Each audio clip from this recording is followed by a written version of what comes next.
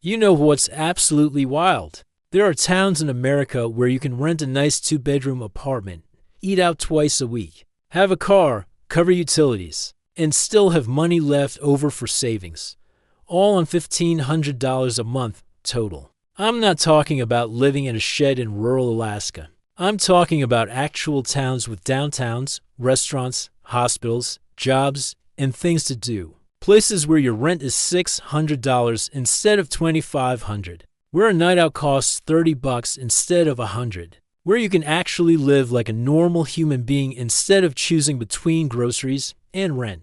These aren't ghost towns or dangerous places. They're just towns that nobody talks about because they're in the Midwest and nobody on the coast knows they exist. Towns that were built for normal people with normal incomes and somehow stayed that way. So today we're going through 12 forgotten American towns where $1,500 a month gets you everything. Because someone needs to talk about the fact that affordable living still exists in America if you're willing to live somewhere that doesn't have a Whole Foods. Let's get into it. Here's why these places matter and why most people don't know about them. The coastal media and internet culture have convinced everyone that there are only two types of American places. Expensive, vibrant cities where you need six figures to survive, and dying rural wastelands with nothing to offer. That's complete nonsense. There's a massive middle America full of functional small cities and towns that have economies, culture, amenities, and costs that make sense for normal incomes. These are places that were built during the manufacturing era. They have infrastructure, downtowns, universities, hospitals, the bones of real communities, and they still function. They didn't collapse when manufacturing left. They adapted. They have healthcare jobs, education jobs, service jobs, some manufacturing that survived, and increasingly remote workers. The towns on this list have cost of living indexes around 70 to 85, meaning everything costs 70 to 85% of the national average. Your money goes further. You can actually save. You can have a normal life without financial stress. For $1,500 a month, you can cover rent, utilities, food, transportation, and basic entertainment. That's not possible in 99% of coastal metros. But in these towns, it's completely normal. The trade-off is you're not in New York or LA or San Francisco. You're in Iowa or Wisconsin or Missouri. The culture is different. The politics tend conservative. The dating pool is smaller. The food scene is limited. The weather is often brutal. But if you can handle those trade-offs, you can live a financially stable life that's impossible in expensive cities. Number 12. Sioux Falls, South Dakota, starting with the South Dakota city that's actually kind of thriving. Sioux Falls has two-bedroom apartments for $700 to $900 a month. The cost of living index is around 85. The city has Sanford Health, which is massive and provides good jobs. There's a small but real downtown with restaurants and bars. Sioux Falls is the most functional city in South Dakota, which isn't saying much, but it's genuinely okay. People work, have lives, raise families. It's boring but stable. The downside is it's South Dakota. The winter will destroy your soul. -20 is not unusual. The wind makes it worse. And it's culturally very conservative and not particularly diverse. Sioux Falls is where you can afford to live, but you'll pay for it in frozen misery. Number 11. Fargo, North Dakota, the North Dakota city where the movie was set and the cold is real. Fargo is rent around $700 to $900 for a decent two-bedroom. Cost of living index around 80. The city has a university and some economic activity. Healthcare, jobs, education, some tech. Fargo is more functional than you'd expect. It has culture for its size. Food, breweries, young people because of the university. It's not terrible. The problem is it's North Dakota. The cold is legendary. Worse than Sioux Falls somehow. And it's isolated. You're hours from anything major. If you need a city, you're driving to Minneapolis. Fargo is where affordability came with a side of frostbite. Number 10.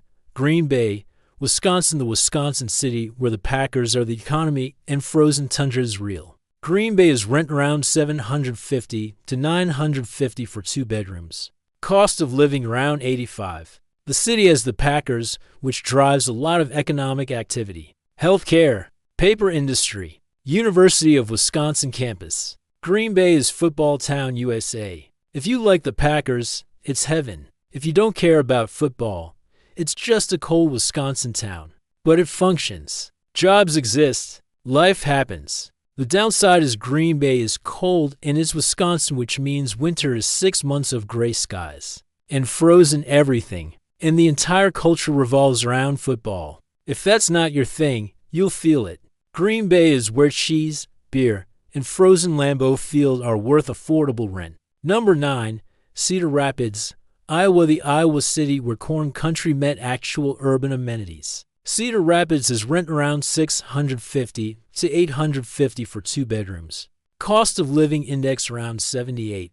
The city is Rockwell Collins, now Collins Aerospace, Quaker Oats, and other manufacturing, plus healthcare and education. Cedar Rapids is surprisingly functional. For its size, it has a real downtown, culture, museums, food scene is decent. It's not Des Moines, but it's not nowhere. The problem is it's Iowa. Flat. Agricultural.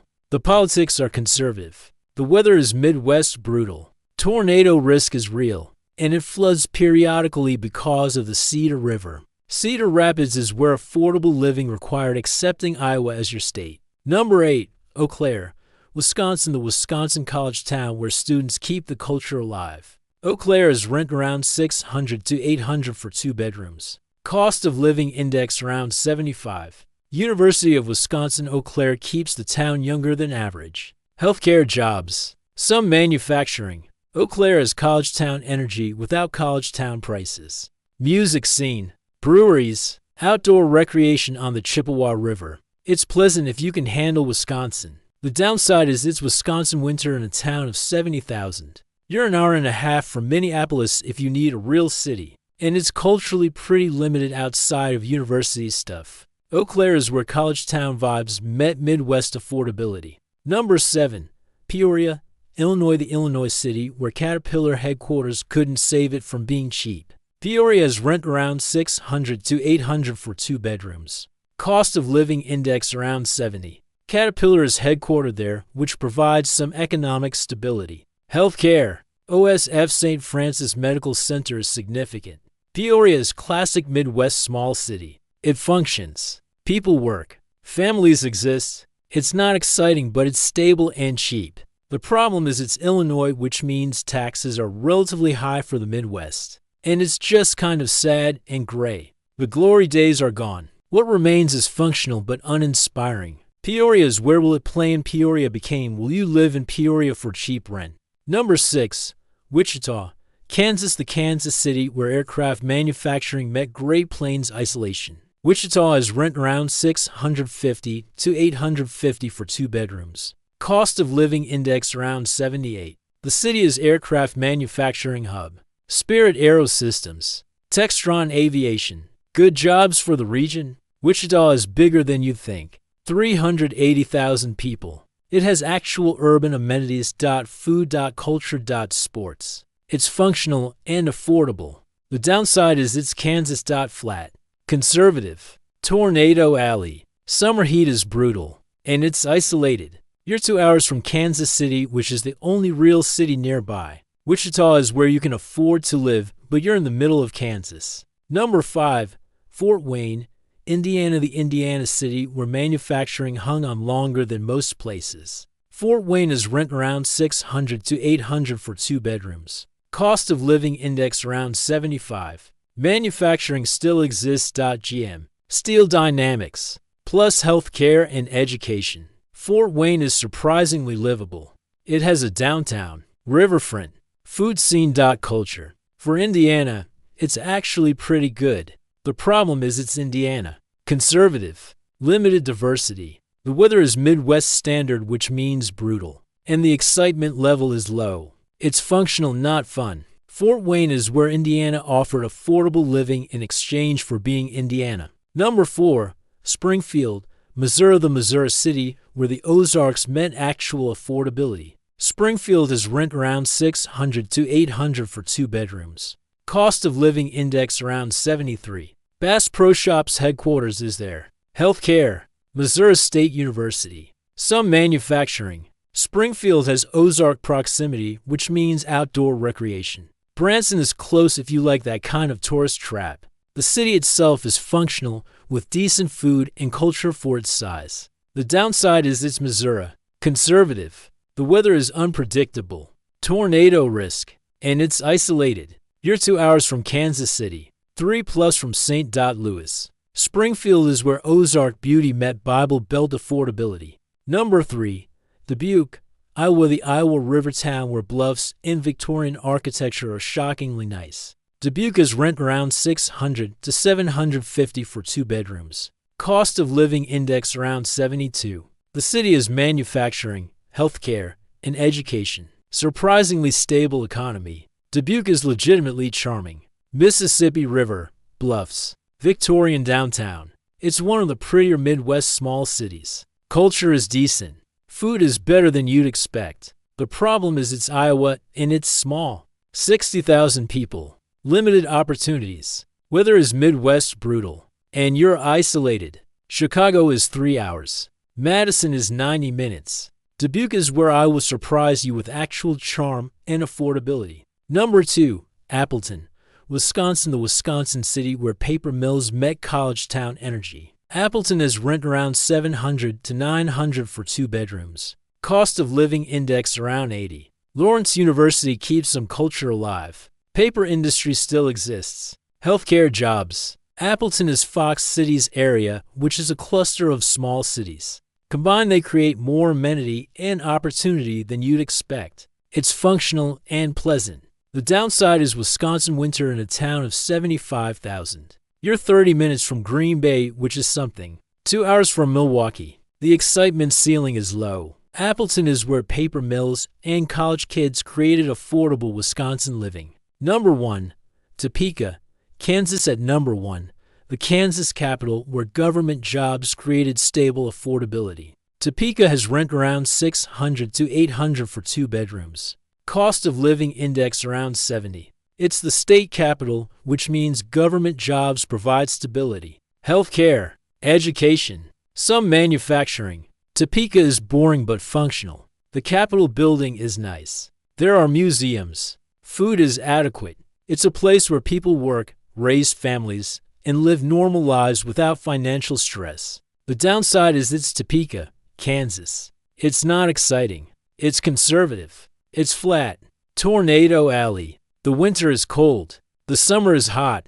And it's Kansas. But for $1,500 a month, you can rent a nice apartment, eat well, have a car, go out occasionally, and save money. That math doesn't work in 99% of America. Topeka is where the Kansas capital became the capital of affordable Midwest living. So what does all this mean? First, affordable living still exists in America if you're willing to make geographic and cultural trade-offs.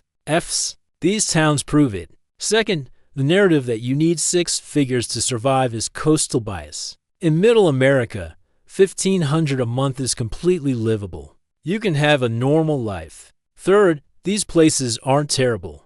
They have jobs, healthcare, culture, and community. They're just not trendy. Nobody's making Instagram posts about Dubuque. Fourth, the trade-off is real. You're giving up coastal amenities, diversity, culture, and often climate. These are conservative places with brutal weather and limited scenes. And fifth, for some people this math works. Remote workers, retirees, people fleeing expensive cities. Anyone who values financial stability over urban excitement. So there you have it. 12 forgotten American towns where $1,500 a month gets you everything. This isn't about convincing everyone to move to Iowa. These places aren't for everyone. Most people would be miserable in Topeka or Wichita or Eau Claire. But for people drowning in coastal costs, for remote workers who can earn anywhere, for retirees on fixed income, these towns offer something impossible in expensive cities. Financial breathing room, the ability to save, a normal life without constant money stress. The American dream isn't dead. It just moved to places where nobody's looking. 2 Midwest towns that still function, that still have economies, that still offer normal people the ability to live normal lives on normal incomes. You can mock these places for being boring, for being cold, for being conservative. for not having trendy restaurants or exciting nightlife. And all of that's fair, but you can't mock them for being unaffordable. Because they're not. They're the last places in America where working class and middle class people can actually afford to live. So here's my question for you.